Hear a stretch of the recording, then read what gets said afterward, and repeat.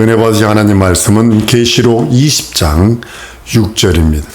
첫째 부활이요. 첫째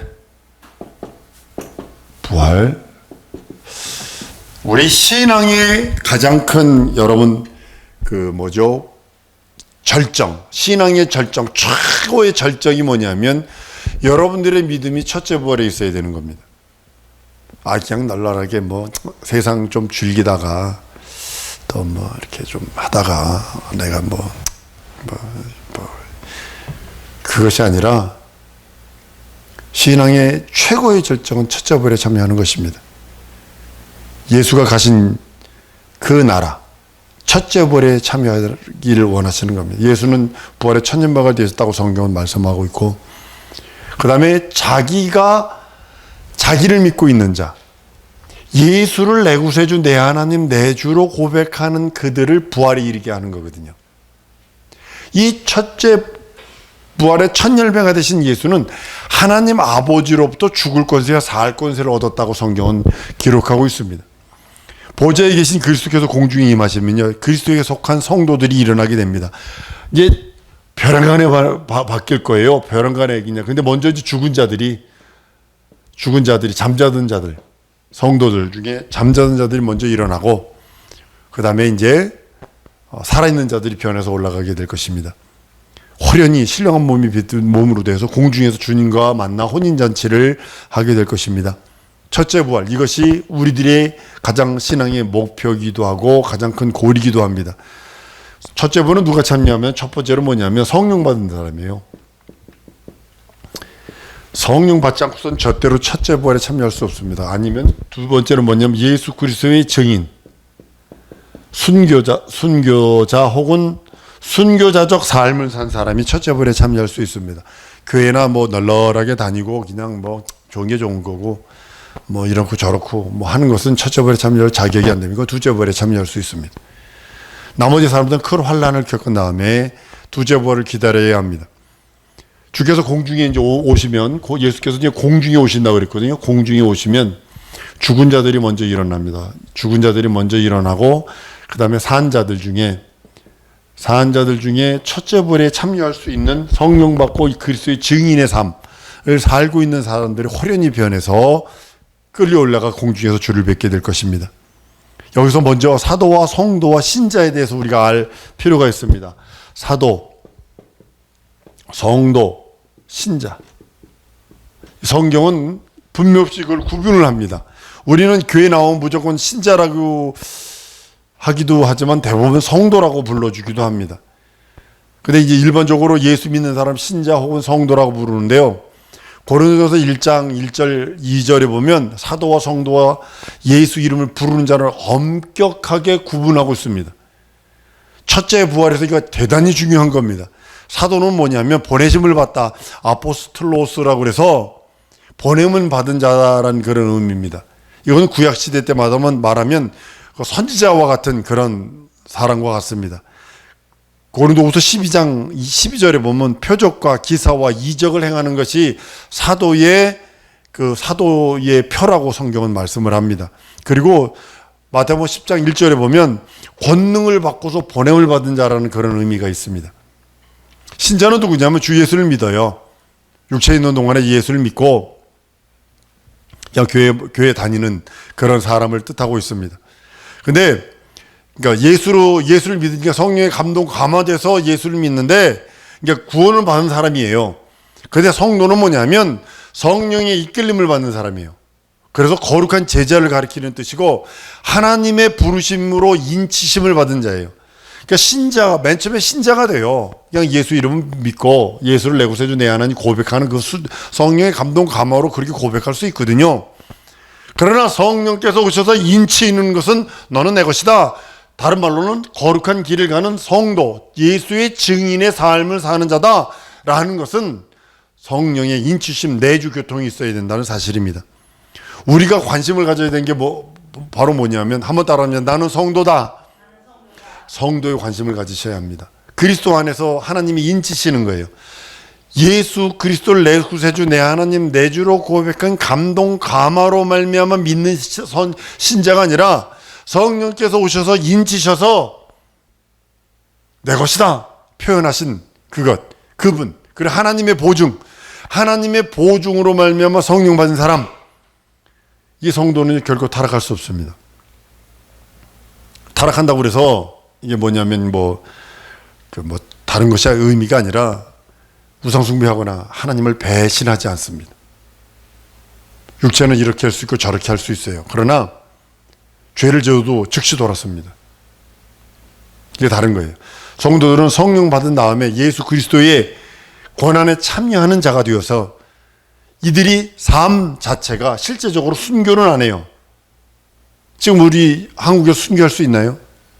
저 모슬림 국가나 불교 국가나 아니면 신두 국가에서는 그게 가능합니다. 지금도 인도에서도 있고 파키스탄에서도 사우디아라비아나 이 모슬림 국가에서는 있습니다. 순교는 안 할지라도 순교자적 삶을 사는 그 사람, 물질과 향락과 쾌락과 개인의 권리를 포기해버리죠.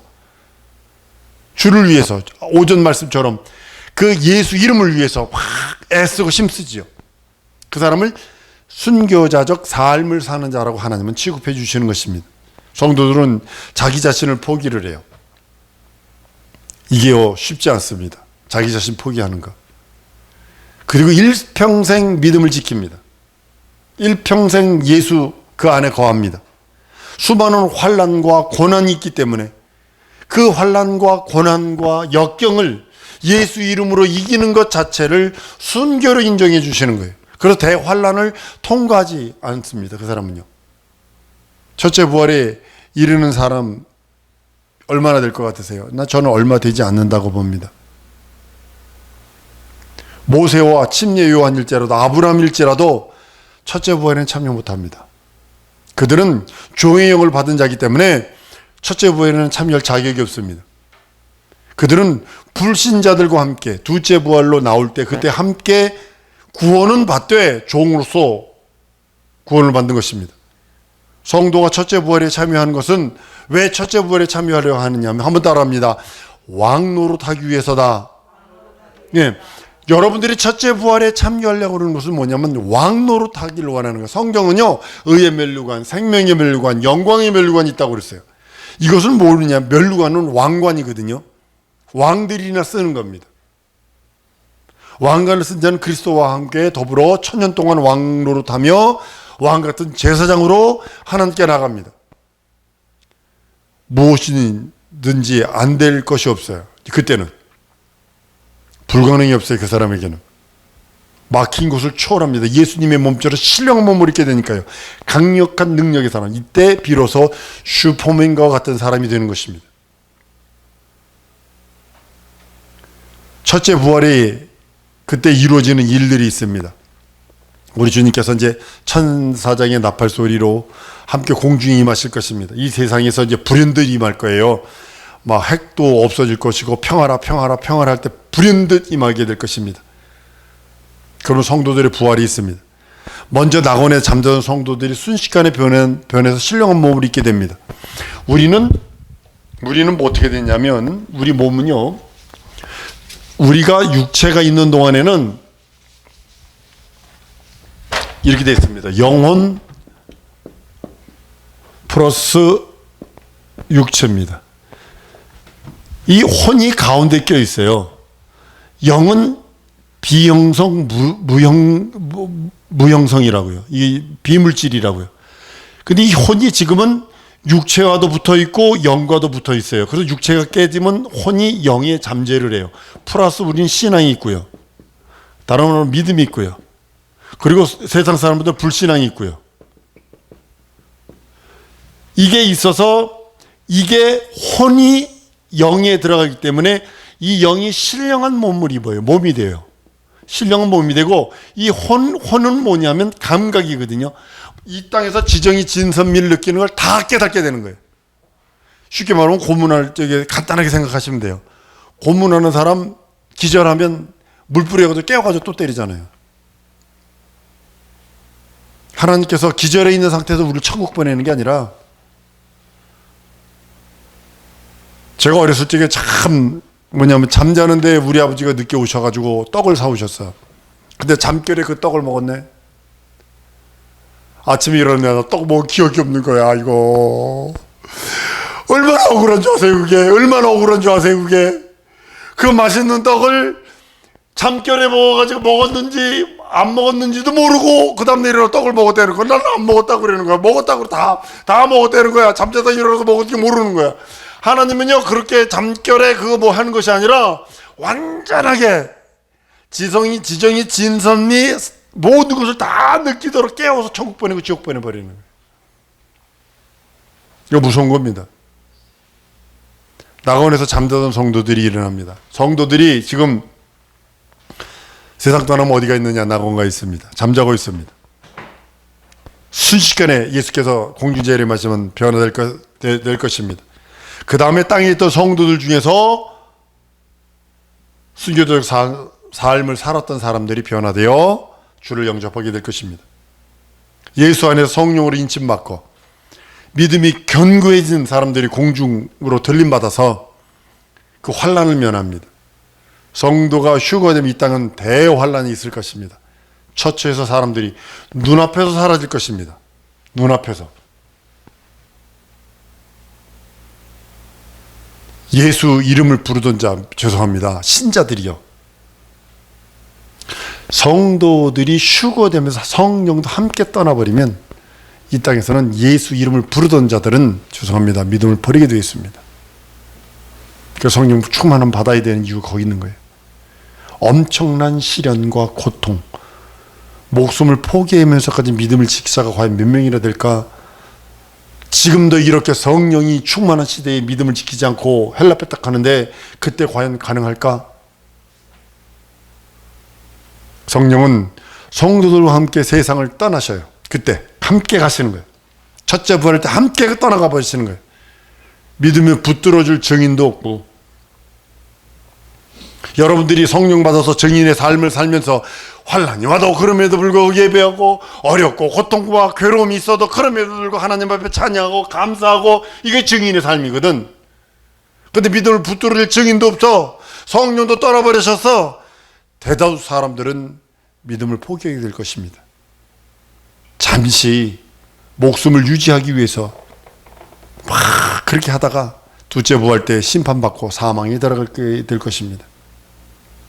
하나님의 그 경륜대로 천년왕국 때에는 더러 그러니까 이방 민족도 살지만 유대인들만 살아남을 겁니다. 그때 이제 이사야서 52장 52사에서 선언한 그 말씀 따라 어린아이가 독소굴에 손을 집어넣어도 뱀이 물지 않고 사자가 소처럼 즙을 먹으며 하나님 나라에서 해함도 없고 상함도 없으리라 한 그것이 이루어지는 것이 천년왕국일 것입니다. 첫째 부활에는 참여할 자는 얼마 되지 않을 거라고 저는 생각을 합니다.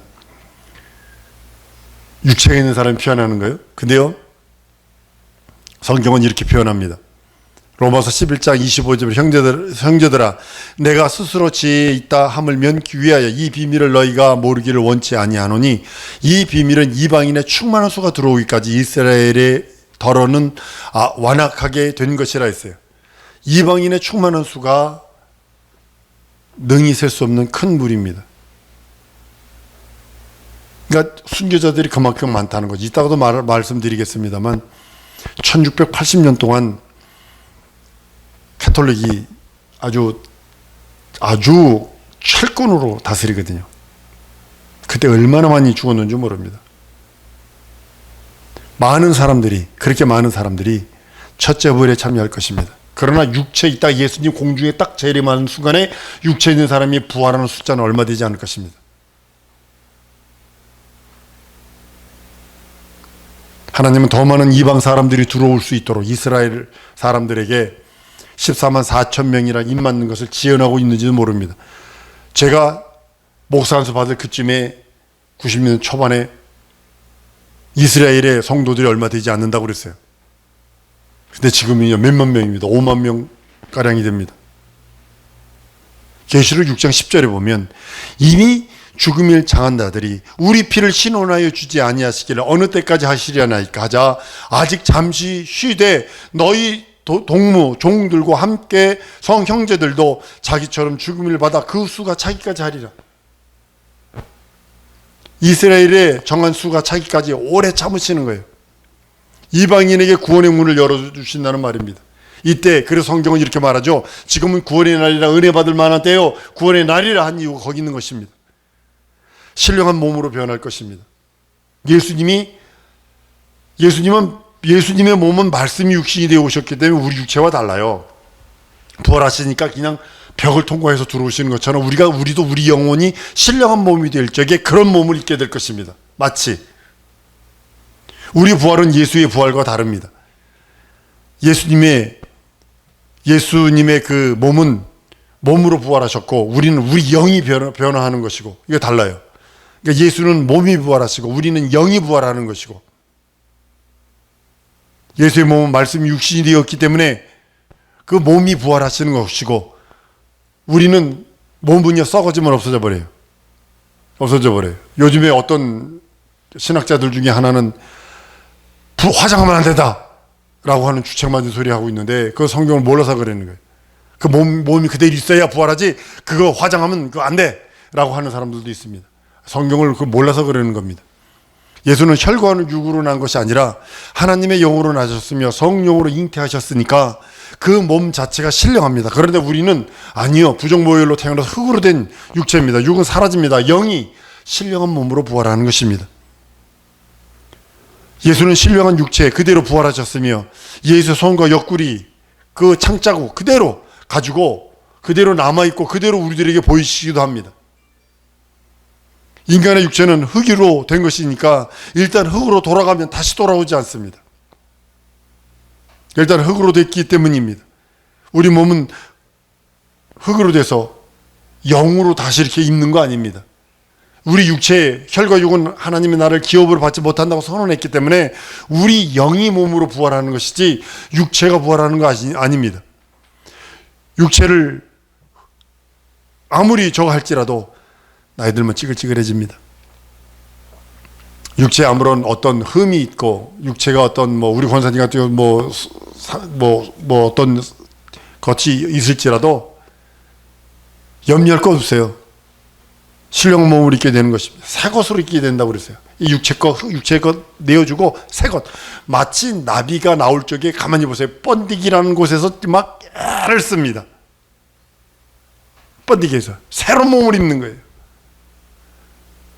전갈도 그 허물 벗는 거 보니까요. 오 하더니 막 몸을 팍 떨더니 막 그걸 찢고 나오더라고. 그리고 새롭게 몸을 입어버리는 거예요. 혈과 육은 하나님의 나라를 유업으로 받을 수 없고 또 썩어질 것은 썩지 아니할 것을 유업으로 받지 못한다고 고린도서 15장에 선언한 것처럼요. 영 자체는 보이지 않습니다. 예수께서 순간적으로 말씀이 육신이 되신 것처럼 사람도 영도 순간적으로 보이는 몸으로 있게 될 것입니다. 우리 영혼에 말씀이 들어오면 여러분의 영혼을 스스로가 사랑하는 거 여러분 아십니까? 내가 내 영혼을 사랑합니다. 말씀이 들어오니까 내 영혼에 유익한 것들을 합니다. 말씀을 듣고 말씀대로 순종하려고 애쓰고 그 말씀 따라 살아갑니다. 하나님을 사랑하고 하나님의 뜻을 분별하려고 애씁니다. 이것이 뭐냐면 말씀이 그 영혼에 들어왔다는 소리요. 그 영혼이 살았다는 증거입니다. 우리 영혼에 신령한 성령이 임하시면 은사가 나타나고 방언도 말하고 귀신도 쫓고 병자의 손은 얹어서 고치기도 하고 우리 영혼은 실제하지만 죽는 순간에 그 죽는 순간까지도요 영혼은 보이지 않습니다. 성도는 늘 깨어서 영적 생활합니다. 나는 우리 성도들이 깨어서 영적 생활 성공하기를 원합니다. 평소에 하나님의 말씀 읽고 순종하는 이유가 바로 거기 있는 거예요. 내가 지금 영적 생활을 하고 있다. 내가 깨어 있다. 이 소리는 뭐냐면 하나님의 말씀에 읽고 순종한다는 뜻입니다. 예수 피를 범사에 의지하고 예수 이름을 부르는 자입니다. 성령의 증거를 받은 자입니다. 몸을 위해서 음식물을 섭취해요. 이건 먹으면 좋고 저건 먹으면 좋고 이렇게 살고 저렇게 먹고 즐겁고 행복합니다. 우리나라에서 미국 사람들이 와가지고 가장 저거 하는 거, 우리 선교 제레미 와가지고 가장 해보고 싶은 거 여러분 뭐라고 생각을 하세요? 밤 11시에 짜장면 시켜 먹는 거래요. 밤 1시에 뭐 시켜 먹는 거래요. 이렇게 먹을 수 있고 저렇게 먹을 수 있습니다. 근데요, 우리가 신령한 옷을 입고 신령한 양식을 먹을 때, 부활할 때 영원한 모습으로 부활하는 겁니다. 한번 따라 하십시다. 신령한 양식을 먹고 마시고 신령한 옷을 입으리라. 그래야 부활 때 영화로운 모습으로 부활하는 것입니다.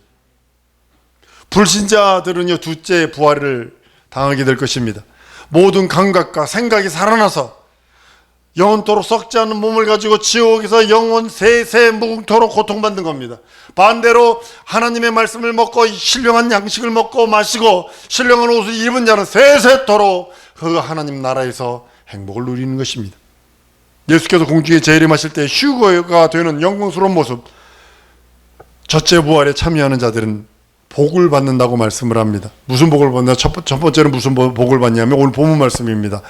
그리스도와 더불어 왕노릇한데 1000년 동안. 이건 하나님 나라 들어간 거 아닙니다. 천국 들어가기 전입니다. 이 지구 안에, 우주 안에서 이루어지는 것들입니다. 오늘 본문 말씀, 두 번째는 뭐냐면 두째 사망의 해를 받지 않습니다.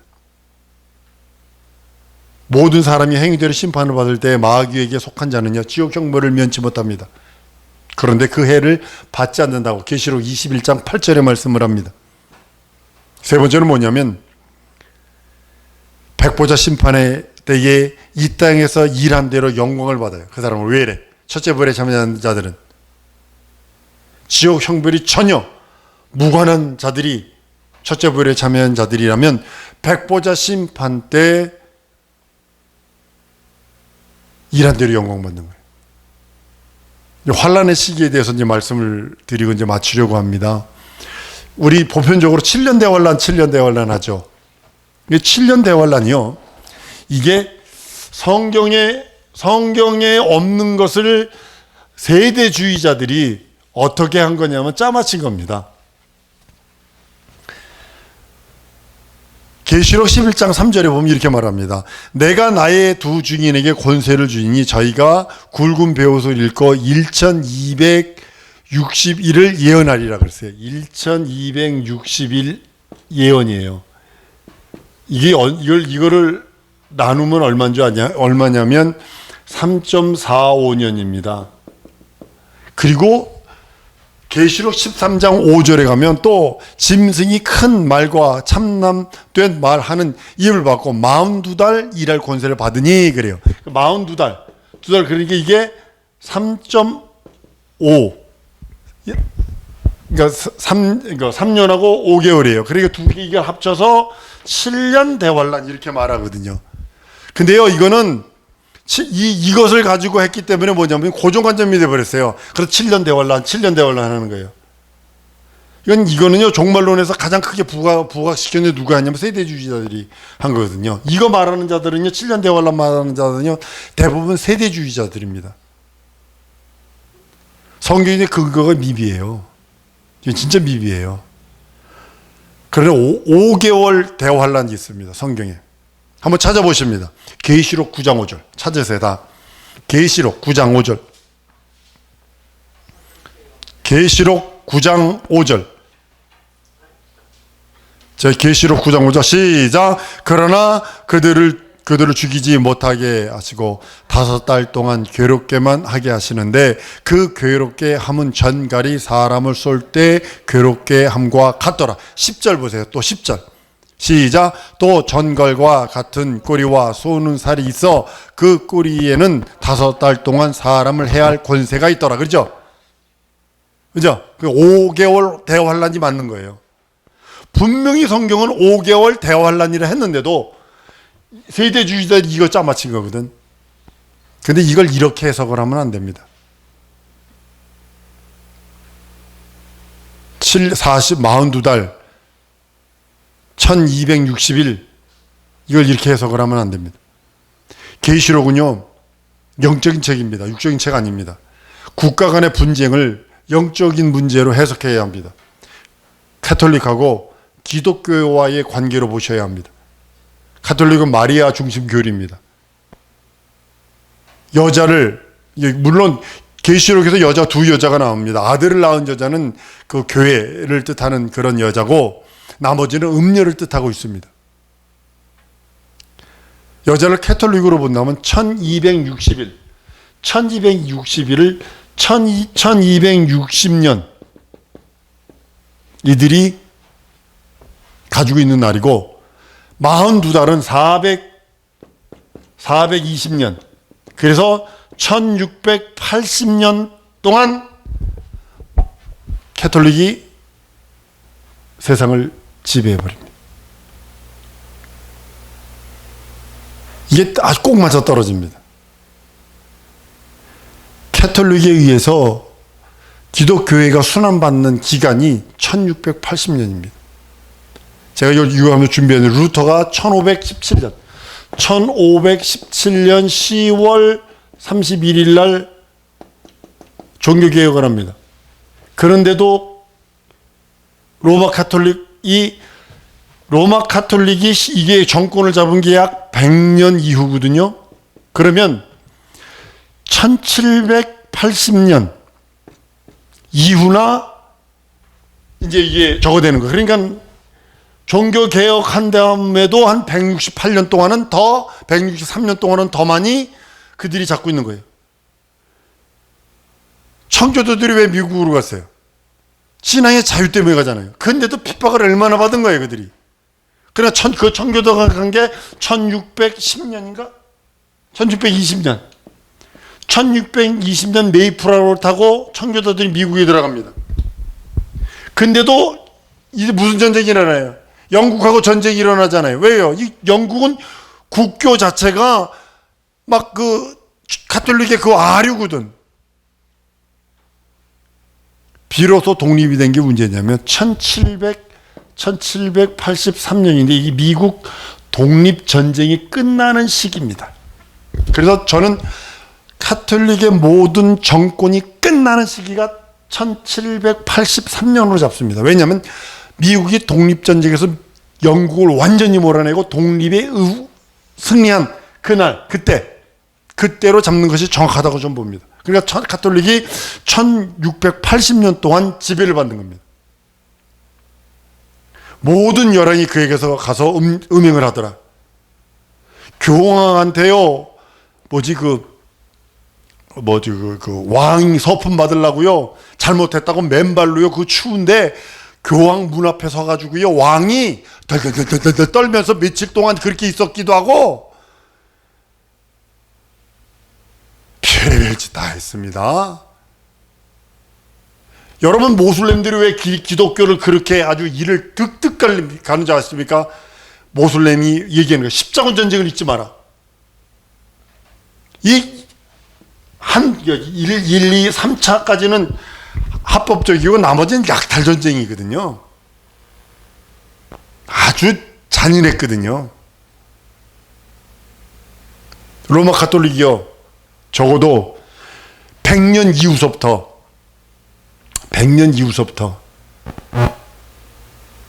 100년까지는 괜찮았어요. 100년 그 언저리까지는 괜찮았어요. 그 다음서부터는 아주 그냥, 나는 우리 성도들이 계시록 11장 2절에 42달 동안 집 밟는다고 그랬어요. 집 밟는다. 이게 420년이거든요. 얼마나 모질게 집 밟았는지 모릅니다. 그런데 하나님의 성령의 역사가 뭔지 아십니까? 성경을 해석치를 않게 했어요. 그들이 라틴어로 성경을 읽고 덮어놓고는 교리 강론했어요. 마리아 이야기를 했어요. 그래서 이게 마르틴 루터가 성경으로 그러니까 그게 통했던 거예요. 하나님의 그 와중 속에서도 하나님의 그 계획이 있었다는 사실입니다. 난 우리 성도들이 첫째 부활에 참여할 수 있는 그 능력적인 신앙을 갖기를 원합니다. 성령의 인치심과 성령의 내주 교통 역사심이 있어야 합니다. 다시 음녀가 일어나게 될 것입니다. 세계 종교 통합하면서 일어나게 될 것입니다. 나는 우리 성도들이 첫째 부활에 참여할 수 있는 그 믿음, 이 세상에서 순교자적 삶을 사는 거룩한 믿음, 하나님이 진정으로 기뻐하시고 즐거워하시는 생명 넘치는 믿음으로 충만할 줄 믿습니다. 이 시간에 기도할 때 하나님, 첫째 부활에 참여할 수 있는 믿음을 내게 주셔서 성령의 그 지체가 되기 원합니다. 이 기도만 하십시다. 나 성령의 지체가 되기를 원합니다. 날 사용해 주옵소서. 당신의 거룩한 그릇으로 사용해 주옵소서. 당신의 성령의 지체로 사용해 달라고 다 같이 통성으로 기도하십니다.